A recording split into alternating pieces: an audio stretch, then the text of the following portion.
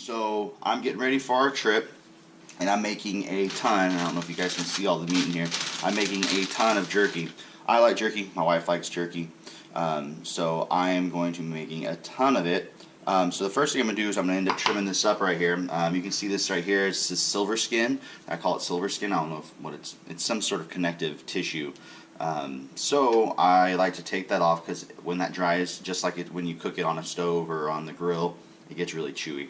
So for you guys, depending on how much you like, what I end up doing is I end up drying this still, but I give it to my dogs because they love jerky, and so I actually give them a little bit of meat with it because it's a nice treat for them. Sometimes I use my fillet knife, sometimes I don't. That one I give them a little bit too much, but you get the idea. So I will dry that out. I'll cut it into a couple pieces and give it to them. My cats like it, to be honest with you. With their meat, I don't season it. And then for choice, you have to decide how much fat you like on yours. I actually like a little fat on mine. It doesn't bother me. I think it tastes pretty good. The next thing I'm looking at is the direction of the grains, and the grains look like they're going this way, but they're kind of curving. So it's kind of a pain in the butt piece of meat. So ideally, I'd like to cut it this way. I do have this piece that's kind of falling apart over here on the side. I'm actually not going to worry about it. I'm just going to cut it with it. I'm going to cut it in this angle. Some people can cut it straight down, and it's fine. The difference is how thick you want it. For me, I like mine actually on the thinner side because I like drier jerky. I don't really like wet jerky. It kind of grosses me out.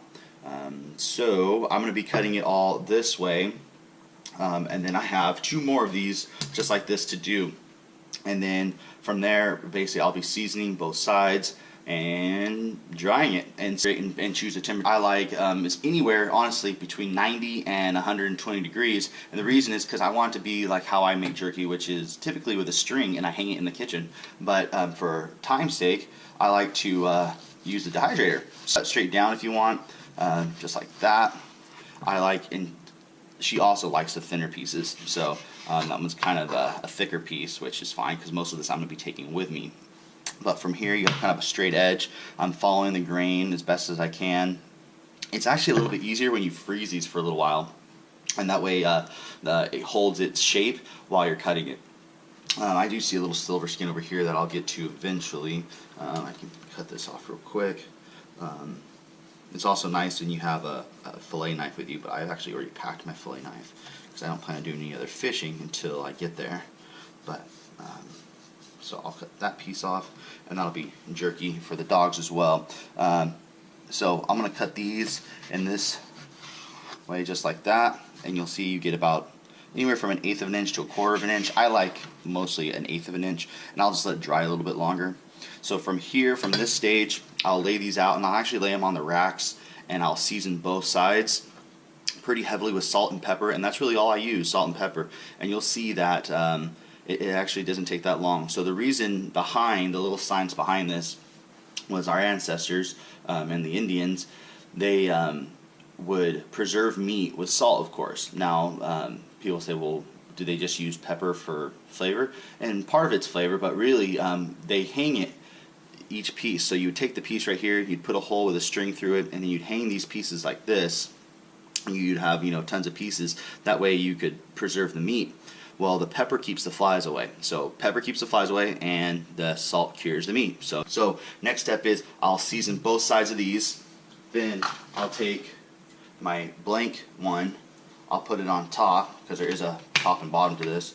I just turn them over like so, lift this one off, and I'll season the other side, and that's it. And then I'll do the same thing. I like to get them all set up first, and the reason why is your seasoning will fall through the cracks as you're sprinkling it on, and I put them on pretty generously, so they'll fit through the cracks, and they'll season the meat underneath it, and you won't have to season much. You won't waste as much. Leave it set, and then up. I always just put it for 24 hours, even though it usually doesn't take that long at this temperature. If I do 24, then you have to hit it one more time. You hit it again.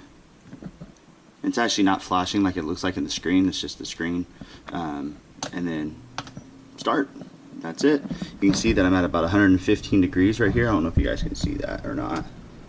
3 hours and 44 minutes left, but it's actually pretty much done, except for the really thick pieces. So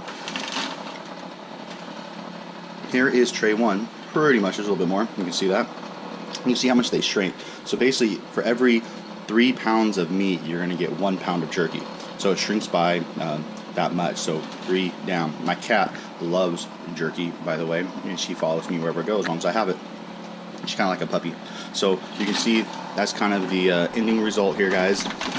Even though it says 3 hours and 44 minutes, remember I put it on for 24 hours. No for kitty. Get down. Okay. Thinner pieces like this, they're going to be more done. You see I break it, and it's I can break it and it's a little bit more together, a little bit more crunchy. That's just personally how I like it. Some people, like my best friend Wayne, who will be here shortly, the other half of HCO, he likes his a little bit more bendy like this one, and so that would be a better piece for him. So I like mine probably a little on the thinner side and more hard. So anyway, that's how it is. The dogs are on the bottom. There wasn't as much, so right here, all these front ones with a lot of fat right here on them, these are all the dog ones. Be careful, jerky will spoil if they are still wet inside though. So if they are still malleable, like how Wayne likes them and how other people like them, they can spoil still. So just be careful that you don't eat any that are spoiled. When they're really dark and hard like this one is, I've been chewing on this one, you can hear it crunch. That's how I like mine. You get something that it will be a lot harder for it to spoil. Anyway, keeping it in a paper bag opposed to a Ziploc will keep them longer because they'll still dry instead of create condensation inside. Anyway, guys, I hope you liked the video. This is, like I said, it's a less than a 24-hour process. It's 3 hours and 42 minutes now left. So hopefully you guys like the process. It's very simple, salt and pepper. And I said it again, about 115. You can go anywhere. My thing says yellow is 125. So if you can get it down to 125 or less, you just figure that's like a hot day of it hanging in the sun or hanging in the shade with a lot of hot air, which is how I do it. So anyway, give it a shot. Let me know in the comments what you think, how you do it. If you have a different recipe, go ahead and put them down there. And as always, don't forget to like and subscribe. All right, guys, thanks.